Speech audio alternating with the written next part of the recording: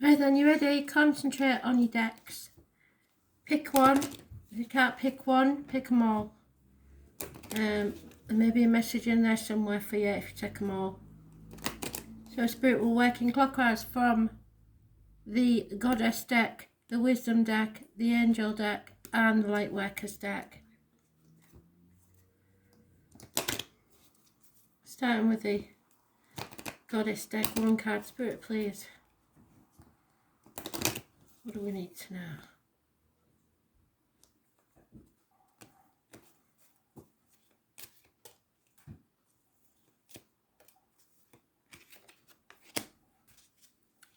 Wheel of Fortune, the Lovers, the Sun, and Judgment. And they're all right way up. They're fantastic. So, we'll do Judgment first, which is those born on the 20th, living or past, if your diary and address. Massively important in a positive way.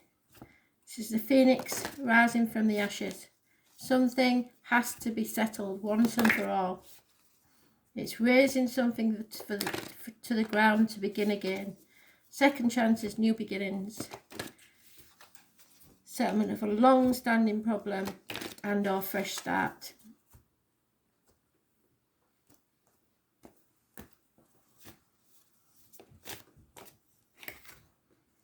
Laughter. So laugh in the face of adversity. No matter what goes on, you need to laugh. Just put on a comedy, something that you know that's guaranteed to make you laugh, because laughter is the best medicine. It's the best way to change your energy. Laughter is a wonderful healer. It shakes out fears and leaves you feeling happier, clearer and more relaxed. Remember that angels fly because they take themselves lightly. So make light of your difficulties and see the funny side of every situation. Laugh at yourself, laugh with others.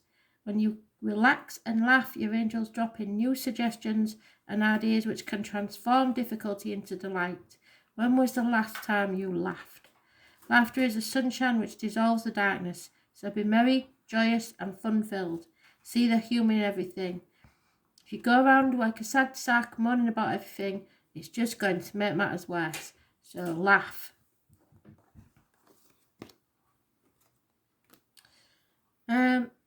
Lightworkers.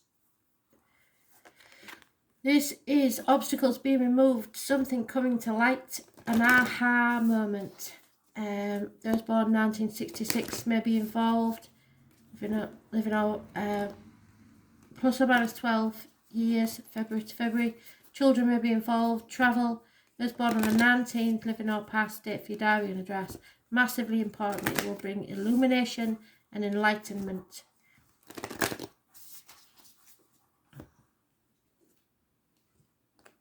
Sun is in Cancer at the moment, so it could be Leo or Cancer.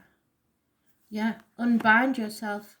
So, if you picked the Lightworkers deck, you need to release yourself from something, a contract, a promise, an old pattern.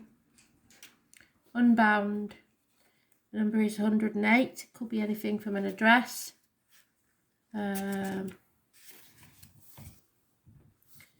So, remove those obstacles. Release soul patterns, contracts and past lives. It's time to release old soul stories that have been playing out in your life. They're coming up to be healed. This has never been a safer time to clear these patterns than right now. So if you've been waiting for the right time, they're telling you now is the time. Take a look at the patterns in your life that you're ready to release.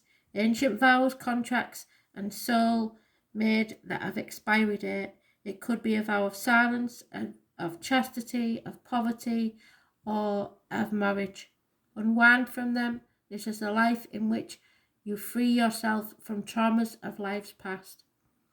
What old ways of being have an expiry date? When you near them, you claim them, and they stop holding power over you. When acknowledging these old patterns, it is also important to acknowledge how they have served you up until now. For example, a soul pattern for playing small caused by a soul fear of being seen or sharing your voice would have served by keeping you safe. So you've kept quiet to keep yourself safe. In order to grow, you now need to soften by receiving and calling in support to help you. It's time to unbind from the old ways of being that are no longer sustainable. Look at this card. Think to yourself, I release old soul stories, vows, contracts, patterns that are no longer aligned with me or who I came here to be at this present time.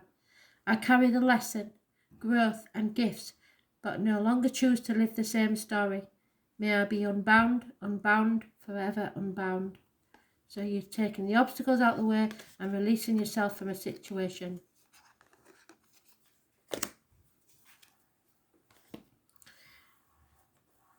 The wisdom deck, it's the lovers, it's a choice. It is Adam, Eve and his first wife Lilith, but in this there's just Adam and Eve.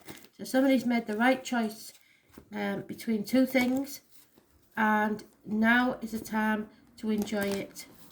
I was born on the 6th or the 24th, living or past, date for your diary or address, massively important in a positive way. It's Gemini energy, rules the hands, arms, shoulders, communications and siblings. It is a transformational energy because they have the butterfly there. So someone is going through a transformation. Something must end so something new can begin.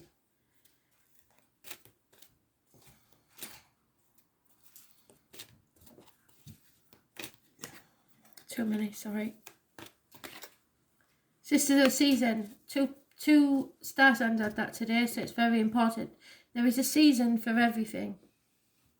So, as we have the seasons of spring, summer, autumn, winter, the same is life. Spring is your youth.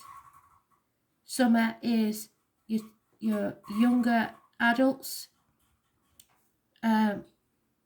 Autumn is midlife, and winter is the final days.